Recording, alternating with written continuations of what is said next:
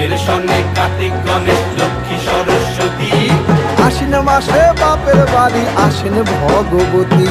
আশ্বিন মাসে বাপের বাড়ি আসেন ভগবতী। বলো গৌরী এলো দেখে জানো, গৌরী এলো দেখে জানো, গৌরী এলো দেখে জানো, গৌরী এলো দেখে জানো। ভবের ভবানী আমার ভবন করিল আলো। গৌরী এলো দেখে জানো, গৌরী এলো দেখে জানো।